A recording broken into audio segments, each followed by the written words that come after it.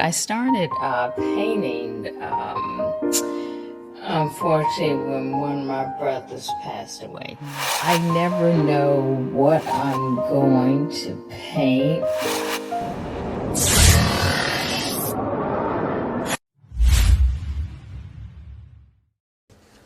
Welcome to Entrepreneur. We have the Queen, Maria Lana Queen. That's who we have here in the house today. She's an artist. She's a creative. She's a person who's helped many, many people be totally involved in how they live their lives. She's been very, very, very, very, very, very, very instrumental in me understanding what abstract art is.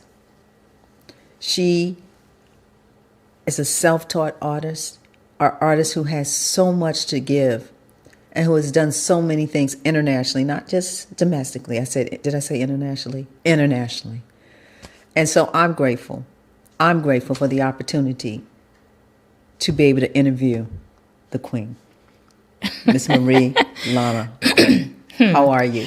Well, I'm well. Well, let me just say that was a great introduction. What else can I say? It's over, right? But thank you, Tanya, my friend, and Tanya. So it's a pleasure to be here. So, like I am an abstract artist. I'm self-taught. So, moral of the story, you don't have to like go to school to be an artist or to create. It's a passion for me. But it started in an interesting way so I've been painting for about 22 years now. I have a history of working before I was an artist, but I started painting, unfortunately, when one of my brothers passed away. Unexpectedly, and my friend Marva Street gave me a set of art supplies.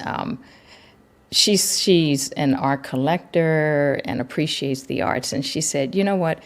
You're not sleeping, you're not eating, you're not even functioning as an individual. Why don't you use these set of art supplies to paint what's on your heart and soul? Maybe, therapy, just get it out, so that you feel a little bit better. So maybe it would be a good distraction. And I said, one of my backgrounds is I was a previous fashion model. Mm-hmm. So I said to myself, I'm not getting these hands painted full of paint. I can't create. What am I supposed to do with this? So one day I stared at the gift. It was a gift, Christmas gift, actually. I stared at the bag for a couple of days, and I said, you know what, I want to pick this up because I need to do something to distract myself. So I picked up the paintbrush, the paints, the canvas board that she gave me, and I just started a rhythm. I just started painting. It was something, said, just paint what's on your heart and soul. It was the grieving process that I went through, but it turned out to be free therapy for me. I just started painting. I'm in grief. Maybe today I'll paint a sunny day. Maybe tomorrow I'll, paint what looks like, my brother, the time that I spent with my brother, in an abstract form. So you mentioned abstract artists. I've never taken any classes, so I didn't even know what the rules of engagement for colors, like the colors that you should be mixing and or boundaries or, just how to paint an actual person. So I'm abstract. I'm just doing my thing. That's how I started, and I enjoyed it. I started painting every form of emotion that you can think of, grief, sadness, happiness. At one point I was feeling family, relationships, stress, whatever it was that anybody actually experiences in life. That's what I was painting on canvas and paper. So it just became my night and day. Professionally, I have a degree. I went to college for something completely different, marketing. And, I can sell you an ink pen because I'm really good with public relations. But the art was a way to escape. And so this is what I'm doing 22 years later. And as you've mentioned, I've been blessed that actually collectors have been interested in my work. So I've, been showing in the United States. Last year, I was invited to the Venice Biennale in Italy. which is incredible. It's the largest international art show in the world, and it happens every 2 years. And I was invited through a prominent art gallery, Nowhere Art Gallery, which is on the Vineyard. Valerie Francis and her husband, Ralph, they're doing some incredible things in the art industry. But I've been represented through them and showed at the Venice Biennale with 3 other African-American females. That was kind of unheard of. And so there's that. In May, I'll be at the 154 art exhibit, African art exhibit, contemporary art exhibit in New York. Again, a large exhibit. So I don't know, aside from all that, I'm just blessed. I love to paint and I love to give back. So you can ask me another question because I can talk about this all day long. Okay, so here it is. You have no training, no formal training, but you've had these opportunities to be shown at all these different art galleries. That's the gift. I'm telling you, it was divine intervention. And also, as I mentioned, Marva, my friend, gave me a set of art supplies. Now, she's also become my sort of the person that everybody, to me, you need someone to expose you, to help you grow. So when I discovered that I enjoyed art, Marva was like, we need to get to art exhibits. Do you know about this artist?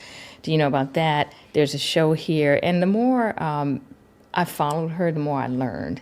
And I became very much interested in African American art.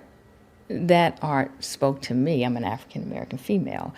And I quickly determined that there's some similarities in what African American artists are creating. We always speak about or create based on culture, our roots, our history, whether it's a challenged history. I grew up poor in a low-income family, one of 10 children, raised in a single-parent household. My mother, African American artists, we bring all that out. That's why there's a great following for African American art, which is why I've been able to progress as an artist. People have seen my work, collectors from various walks of life, and they are drawn to it. And again, that's a blessing. One of my collectors, a set of collectors, is a couple, Brenda and Larry Thompson. They have donated a portion of their artwork to the Georgia Museum of Art. And I'm in a museum. I'm in the Georgia Museum of Art. But they own a couple of my paintings, and they saw me as an emerging artist about maybe 18 years ago. And it just took someone to see my work and then to be interested in it and uplift me in the art community. One thing led to the other. I'm showing work. And so, as a self-taught artist, I guess people are drawn to what I'm creating. I tend to channel my ancestors, my African roots. I am an advocate for African American young people. So you'll see a lot of that in my work through abstract versions. I tend to create these very dark, abstract children-like figures, and the female, or what I call the girl image, has a cage over her eye because as Black girls, even growing up as Black females, we're not always seen. The Black boy has a cage over his mouth because, of course, they're not always heard. Bottom line is that Black people are not always respected in public, and there's a process right now, an effort to attempt to erase our culture, our history. So you're getting that in my artwork too. Let me ask you, I want to talk about the spiritual piece, the channeling piece of the ancestors.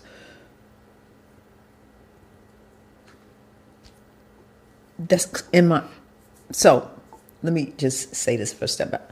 When I think about art, any kind of art, I think about the creator. I think about God because God is a creator, right? That's why we're all here, because he created. And so to definitely channel when you're working, like, tell me that process. What does that feel like? Is someone in the room with you? What are you feeling? I mean that. I'm not trying to be funny. No, look, I'm so glad you're asking this because, as I said, one, I'm a person of God. My faith is very serious in life, and it's represented through my artwork.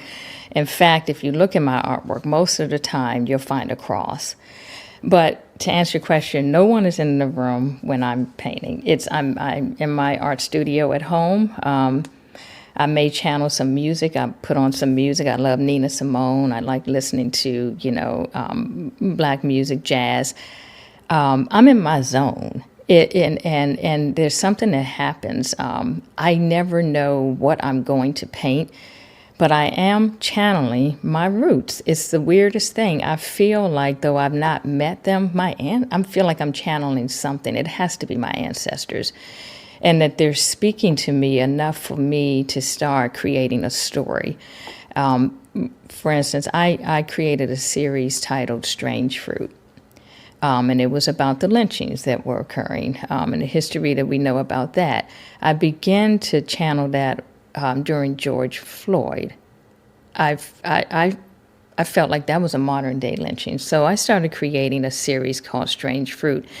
And I said, were any of my ancestors, possibly as an African American female, ever lynched, or did they ever have to run, hide in trees, be, hunted down with dogs? I literally, from what the history that I was taught, because there was no effort, well, there was probably always an effort to erase history, but in school we learned about Black history, okay? Mm-hmm. So from what I know, slavery, lynchings, the civil rights movement, I was a part of. My DNA says that I was a part of that. So when I create, I'm in my space and I'm creating a story.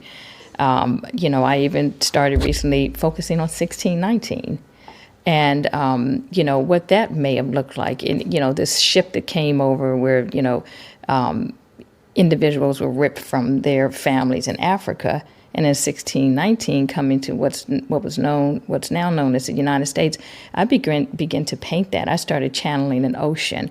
I started channeling souls that may have perished because they jumped ship or they were pushed or murdered or in some way, just whipped to the point of no return and treated as, animals and slaves, not humans. So it's deep when I get into my zone to answer. And I know that's heavy, but that's what an abstract artist is. And I'm drawing on my soul and also what I want to give back. Like when I leave here or transition or when people see my work, young people, I want them to look up, not see the person, look at the art.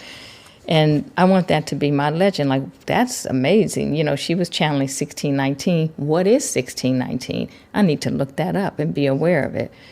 What was strange fruit? Why was it called strange fruit? Humans hanging from trees, Black people. I want to leave that legacy. So that's what I'm channeling. I don't always get that deep. I could paint about something very positive that's uplifting. But that now in this, in the environment that we're living in, I feel it's important to not erase history, but to put it out there. So let's step back a little bit. We just went right into your art. Let's talk about who is Maria Lana Queen? Who if you had to tell me who you are, who are you? Well, I'm a passionate individual. Okay. And I am. So I said I'm an African American female. I am. I'm a Sagittarius, so I'm going to say if anybody out there has known a Sagittarius and you've gotten that Sagittarius feeling, we either love you or you are dismissed. So what you get is a well-rounded individual, but what you get, who I am, as I said, I'm very passionate, I'm very direct, but I love to help people. I really do. And sometimes I will help someone before I help myself. And so that's who I am. I'm just someone that loves life. And I'm also I'm human. So, I go through multifacets of emotion just like anyone else. And I am very, when I love hard. And so I love family, I love people. And I just like to make people happy. I'm a joker in the room when there's an opportunity to, joke or try to uplift someone. So that's who I am. I mean, I'm just me. You get me. That's what I am. So, who are you being today in your art, in your service, and in your spirit? Like, who are you being today? Today, I'm a genuine person that I am feeling like there is change, some serious change in the air, which I'm sure a lot of us are feeling. I have to sometimes control my feelings so that I don't get in trouble. So who I am today, I'm keenly aware every day that this environment is changing, and that as an African American individual, I need to stay engaged. I need to do my part to make sure that I'm a part of any type of change, positive change. So that's who I am. That's where I am. I'm also, attempting to live a stress-free life. And so just where I am in spaces, I try to be happy. And, I'm just aware of my environment. I think it's important to be aware of your environment, meaning that, stand out, stand up, be unique, and it's okay. And sometimes it's okay to be quiet too, because you don't have to necessarily be vocal or visible, but you can be a change agent in other ways.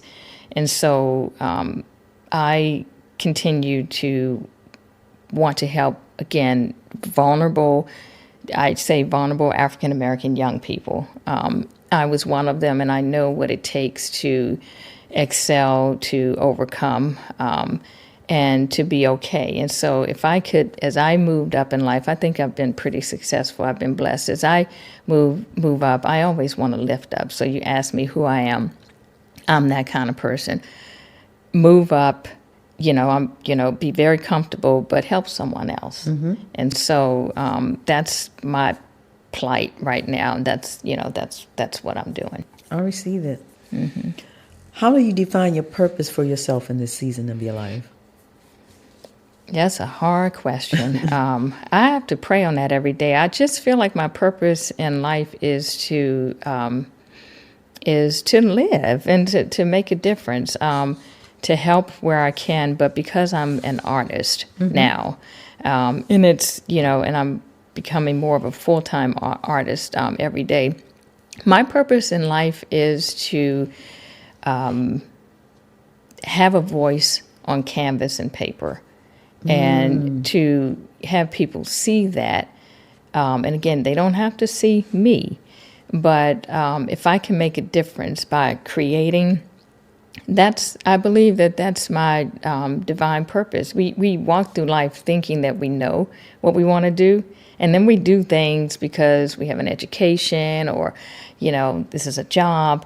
But something hit me along the way that I'm supposed to be creating. I am supposed to be in this world as an artist.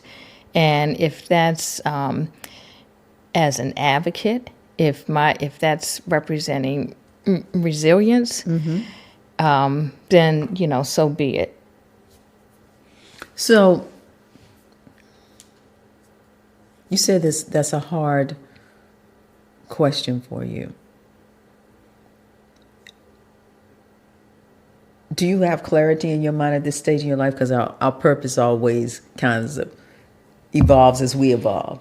So at this point in your life, do you feel like you have a grasp exactly now where you're going and what your purpose will be? Or you're still trying to figure out with clear clarity where you're going? So that's an interesting question. I think we're always churning, like we're always evolving, trying to figure out like the next stage. And like I said, I'm religious, so I'll say, God, is this what I'm supposed to be doing? Like, are you really? And, and you have to walk with grace and follow those footsteps. But I think I can say now, no matter what I'm doing, it's always going to include art. It just has to be. I mean, I'm very passionate about it, and it's the one space where I feel I'm 100% me. You know, no one can question it. No one can judge me. No one can take it away. It's me, and no one can certainly erase it. So I'm 100% sure of my purpose when it comes to art. And again, where art leads me, who knows? I mean, I was at the Biennale, Venice Biennale last year, you know, there and on the water. Amazing. So who knows where this is leading me? But yeah, it's a part of my purpose in life. I'll say that. Are there any, when it comes to your art or just your day-to-day life, are there any rituals that you do to keep you grounded, to keep you balanced, to make you feel when you, maybe you might feel off kilter? Is there any, or is there any kind of routine that you do in the morning or something that keeps you grounded? And So it's interesting because life can take you there, right? You can get stressed out with work, and you know, all kinds of things, and so you know, I've recently retired or moved on from working for 36 years. During those 36 years of working, I got up, wanted to contribute, made a difference. So my ritual was get up, get your cup of coffee, get dressed for work, get out there and stay engaged and go home knowing you made a difference.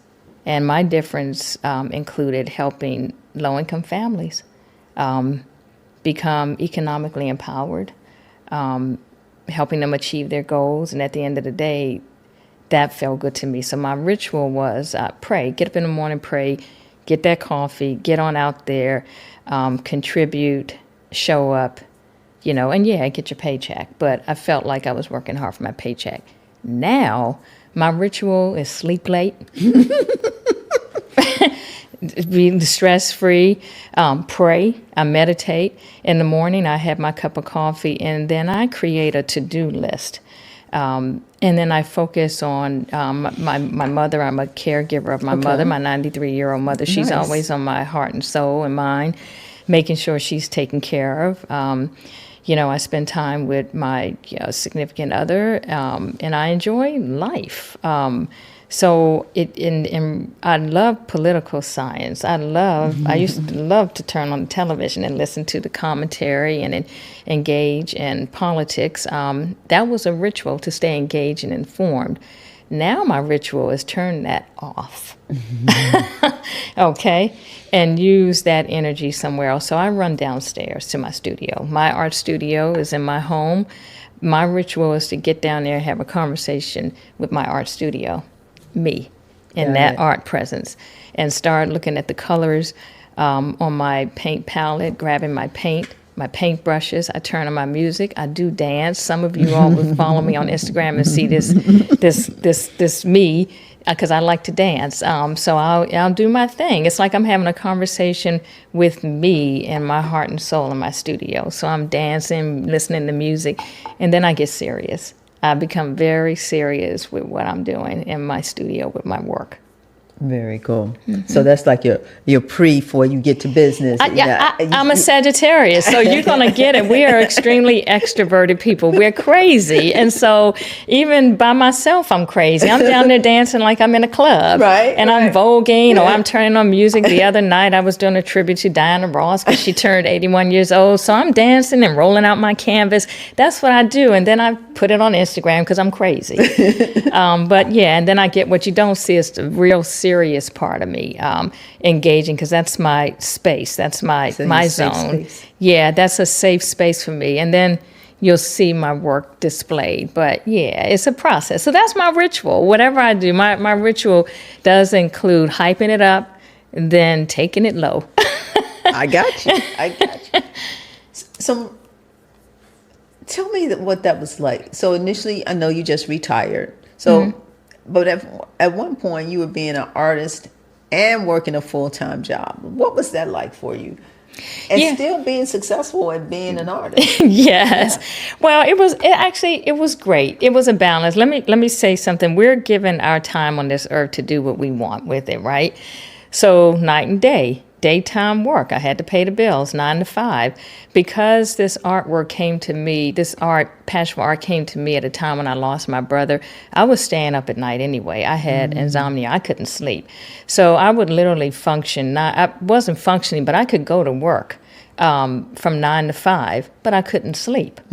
So it was okay, 9 to 5 work, and that became the routine. Even when the artwork helped me through that, I was able to sleep. I still would love to paint at night when everybody was sleeping. When it was dark outside, I knew that, again, that was my space. So I balanced because I wanted to. That was my passion. I wanted to do something and take the time that I had. So whatever time I had, I would paint.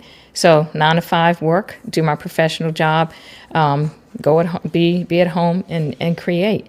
So now it's a different, whole new world. I was always praying to God because as I paint more as an artist, you want to be able to have more time to create. And lately I've been praying, saying things are really happening. I mean, I'm doing shows. People are asking for my work. I want to create more. And I would say, God, can you give me a little bit more time? Really, what would happen if I had more time? Bingo, I get an opportunity to get on out and do this full time. And I'm saying, thank you. It's a little scary because I no longer have that work routine that was not an artist, 9 to 5, but I prayed for it. And now I wake up, I'm able to rest. I get up when I want, but I'm going right downstairs in my studio. So now it's 24 hours. And then also, I don't necessarily paint for 24 hours, but I can stop, take a walk, as I said, take care of other responsibilities, and know that I can come back and create without waking up in the morning and saying, gotta switch the channels to do something else from 9 to 5. I loved my 9 to 5. That was a passion too. Okay. But my passion, and I think, as you said, my purpose in life is clearly art. Excuse me, clearly art. So how do you hope to inspire other young women? What would you tell them if they're on a path to, yes, they have to have a 9 to 5, but they also have a passion in their heart?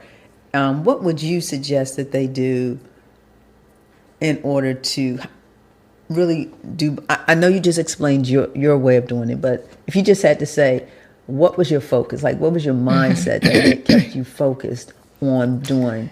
Like, I got my 9 to 5, but I've got to do this art. I hear you saying I would go down there every evening and I would work on it. Is it just that simple, the consistency of working on it? It's not that simple. Nope.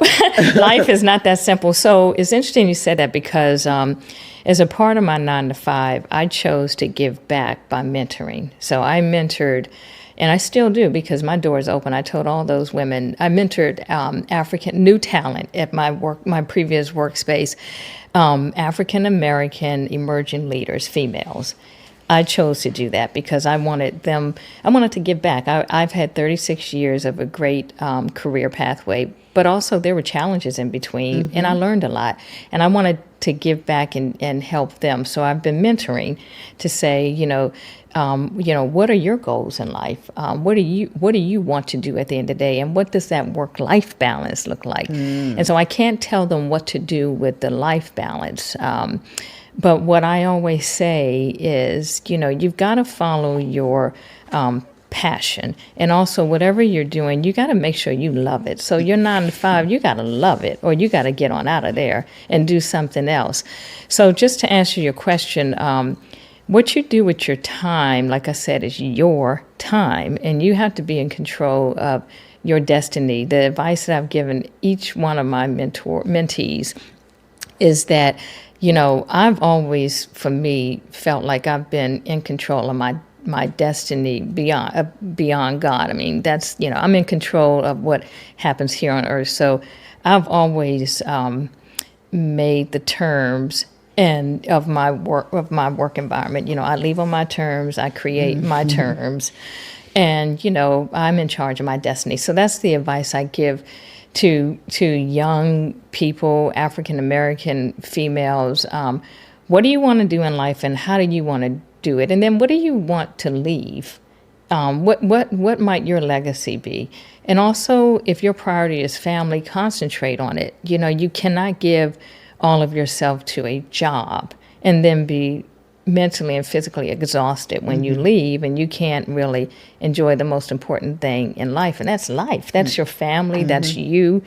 So what does that balance look like? You've got to find it and keep yourself healthy. I mean, I had a mentee recently asked me, Maria, you've got to call me Maria Lana, you've got to help me get healthier. I need to get back on a path to, lose a little weight, get healthy. And I said, yeah, but you've got to start mentally first. And you can do it. So what I always do is encourage, and I show my level of energy by saying, you got this. Yes. So, what are your goals? Write them down. What's working and what's not working. How did you learn to do that? By trial and error, because I wasn't doing it. You get older, okay? Right. I'm almost 60. Yay, I'm almost 60. Well, I'm in that late 50 something. Okay. You learn after trial and error, and you have to step back. And if you notice your stress factor is here, and then you start seeing people around you expiring that's close to your age, and or they're not doing too well, you have to step back and have a reality check. And also, if you let stress bring you down, whether it's family, you can get that, or anything else, people that just don't support you, or for whatever reason they're intimidated by you, and you carry that with you, life will take you there. So I'm learning how I got to my point. Every day is a challenge, okay? But I always have to step back and say, get your mental health in check. You don't have to be crazy to have mental challenges. Everybody has a mind, which means that everyone's going to go through something. Occasionally, we need a mental check, and you need to be as positive as possible to be able to pursue what you're trying to do. So if I'm painting and my mind is not in the right space, it ain't happening. So, and why do that to me? And also, why deprive the universe of you? Like, I'm an artist, I should be creating, and someone should see my work on a wall or on a table if I'm creating. And if I can't, I'm depriving that space. I get it. So I'm channeling my positive energy. That's all I can say. And I try my best, like, remove any negativity. I'm going to just say it again, Sagittarius, that's what we do. Oh my God, if I hear That's the what we do. Sagittarius one That's more what we time. do. That's what we do. That's what we do. We're like, look, we ain't for that negative energy. Get it out, get it on, roll with it. Roll with it. Go. You got to go. But I laugh at that, but it's true. It's so true. I mean, we control our destiny. If you think whatever you believe from the inside, that's what you're going to see on the outside. If your mind is telling you that you're crazy, your life is going to look crazy, right? Absolutely. If your mind's telling you doing something positive, then you're going to see a positive result. Exactly. And that sounds simple, and it is simple, but it's not easy. It's definitely simple, but it's not easy. No, it's not. Because every day is a new day, and you have to stay on that path of having a positive mindset. So I received that, Maria. Absolutely. Can you share a breakthrough moment that reshaped how you saw Maria? Wow. So see, and it goes back to when Marva gave me those art supplies. That was, so I have two experiences to share. But 22 years ago, when Marva gave me those art supplies, obviously it changed my life, and it shaped me as an individual. Everything that we talked about, I felt like it was divine intervention. But if I didn't have her in my life and I didn't have that set of art supplies, what would I be doing? I mean, I would be dancing, I would be modeling. I'm a former model. I would probably still be working and trying to figure out that, what else beyond that. But that changed my life because someone saw something in me, and then I turned that around to now give back to the universe. So that was a life-changing experience for me, just to start painting and to be able to create and to be be showing in prominent spaces. Life-changing for me recently. I mean, I left my 9 to 5. Okay. That was, and I've left it with a limited amount of time to make a decision to do so. that's been a life-changing experience. You got to crunch those numbers. It's very scary. You have to make sure that you can survive. I've been blessed. I've been truly blessed. So life-changing is still scary. Yeah, Now you 'cause don't it's not have your that. routine. It's my routine. When I actually woke up and I didn't have to go to work, that's an adjustment because I felt like I should be on the phone talking to somebody right now. I should be helping or contacting, an organization and giving them my subject matter expertise. I have had some withdrawals. That's been life-changing. I get that. But then, like I said, I've meditated and prayed and said, but you can do that in so many other ways. You're blessed now. You can walk away, and because you're ready, to do so. So that was life changing for me. That I wasn't quite ready. I mean, I'm 56, right? I had a goal of retiring at 60. I'm 3 years short of that. But the message was coming to me, and I made that decision,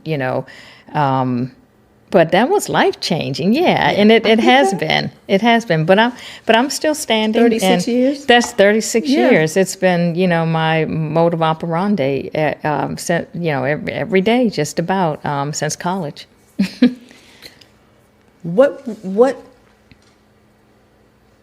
What advice would you give someone seeking to express their full self? Not just in career, but in creativity, community, and clearly your calling as an artist.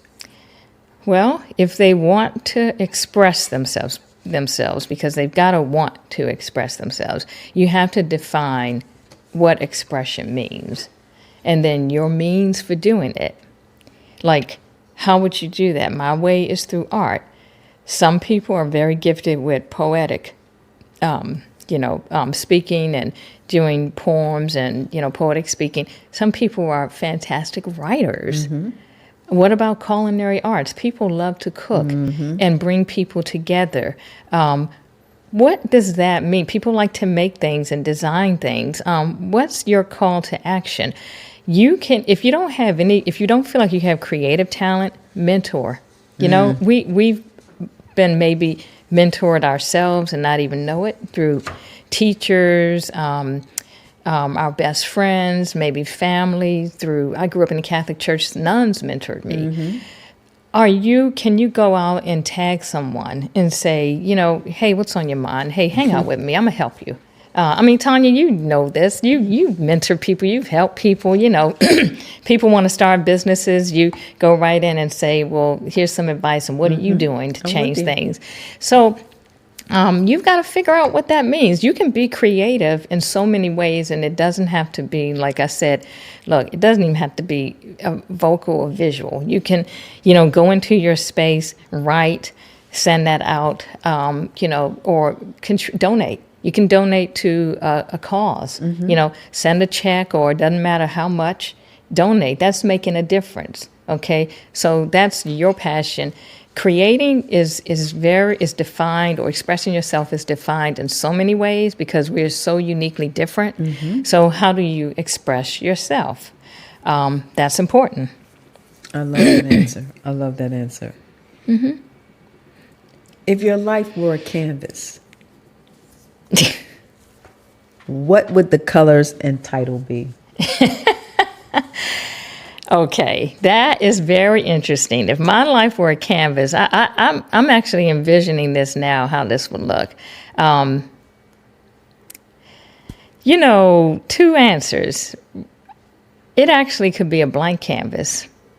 I like that. It actually can be a blank canvas because there is so much in everything about an individual, and I say that about me, that if I want someone looking at a canvas about me, I want them to imagine who I am, and again, not see a bunch of everything that will restrict them. It might actually be a blank canvas.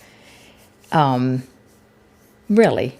It would be, and it sounds weird, but it would be a blank canvas because I just thought about that, because at first I thought a whole bunch of like colorful, crazy confusion just all over the place in a good way, because that's who I am in person. But remove all of that. And maybe I might want you to see a blank slate and then say, Maria did this intentionally. because that's who she is. She would want Maria Lana. Some people call me Maria, some people call me Maria Lana, some people call me Lana. She did this intentionally. Now I can see right through her. I see her. I remember her as a vibrant individual, a dancer, a person who gave back, an artist, a cuckoo crazy person, a person who gave me great advice, who gave me her $5 bill not because I asked, but because she felt I needed it, or stopped somebody on the street and helped them. That's a blank canvas. It's everything that you can imagine, that if I've touched your heart or soul, or you've seen one of my paintings, now you can see right there on that blank canvas who I am. I love that answer, because now you allow people to share their perspective of you without you giving them any feedback. There you You're go. okay with however they perceive you. There you go. I love that. There you go. That was a really great answer, Maria. Thank you. That's the first thing. I mean, two things came to my mind, like crazy, busy, chaos, in a good. But then I thought, okay, if you know that about me, stare at it, and go for and create your own perspective of how you see me. Absolutely. I love that. Absolutely. I love that. My final question is, do you have a question for me? Yeah. So one, I mean, this is fantastic. The entrepreneur, fantastic. I knew this about you, but I wanted to know, I've always been impressed with you because you are an entrepreneur and you are making it happen. And you've always been very positive and bringing people together. I wanted to know, why me? For this, which is fantastic. Because, and if I can be fair, I knew that through a tragedy, your divine calling came through. And I thought that would be something great to share with other people, to hear that, something can happen that triggers something in you to bring out what you're here meant to do. And the transitioning of your brother, and then God placing someone in your life to give you the tools to be able to paint at that time, right? And then you kind of saying no, and then all of a sudden it speaks to you. The bag's calling you, is looking at you, and from that point you decided to do something, and then you continue to do something, and now you've kind of excelled at it. And no one could have told you that when your brother transitioned, that it would spark this in you.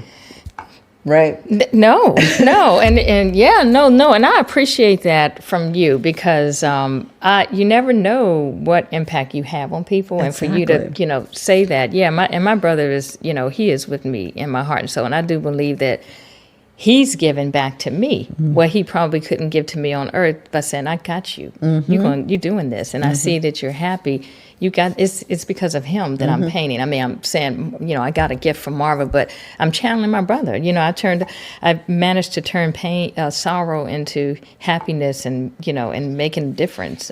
So paint. Art is a way of, it's therapy. It's free therapy. You know how expensive therapy is. But art, if you can express yourself, it's the best form of therapy. But isn't that when we're our most authentic self? Isn't it when we are being who we're truly meant to be? It's your most vulnerable space. It is your most authentic you. And it's you. So no one's telling you what to do. No one's judging you.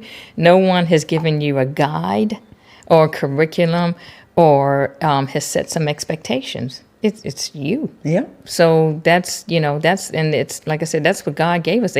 We all have gifts. Every last and I one of don't, us. Want to get spiritual here, but I'm just saying we have gifts. It's okay if you do. we and so how you use those gifts is the key. And it's the key to living a fulfilled life. It is. Oftentimes we connect a monetary value to our success, when actually money is just a vehicle to get from A to B, but it has nothing to do with making you fulfilled and being the best version of yourself. Oh, it is. I mean, look, the most unhappiest people are the richest people. They got so much money, but they're unhappy. They don't even. There's a lack of wholeness, and some will tell you, I'm not happy. I have all this, and I can't even enjoy it. Nah, No, I mean, it's not how much money you make or have, is what you do with it, okay, or what you make out of it. But even if you don't have money, if you're sitting in your own space creating, isn't that making you happy? And so many people are struggling artists, but they're struggling for a reason. They're following their passion with the hope of one day they'll be just fine. But at least they're happy. At the end of the day, they can say, "Look, I'm doing this, and I'm going to be all right." Exactly. And that's a different kind of faith and a different kind of wholeness, right? So I want to thank you for taking the time out your busy schedule. I appreciate you coming here to speak to our audience. And it's really, really made me feel special. I'm going to use that. I just should tell you up front that I'm going to use, how do you see me? I'm a blank canvas. I'm going to use that. I'm sorry. I'm just going to tell you Use up front. Okay. Okay, I'm good.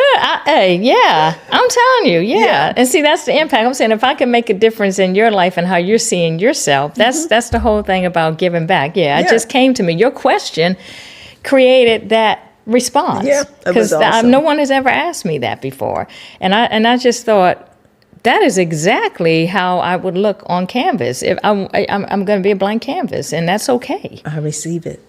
Yeah. Yeah. Thanks again, Maria. You're welcome. Thank you for this opportunity. I'm excited. You got me going home to try to figure out what I'm going to create. Okay. Really, in my space. This is amazing. Great. Thank you again, everyone, for another episode of Entrepreneur. It's been my pleasure to be here with the Queen. And more importantly, I want you to remember something. Most people say, if you want to hide something, look in a book. I say, if you want to hide something, ask someone to look inside. Have a great, great day.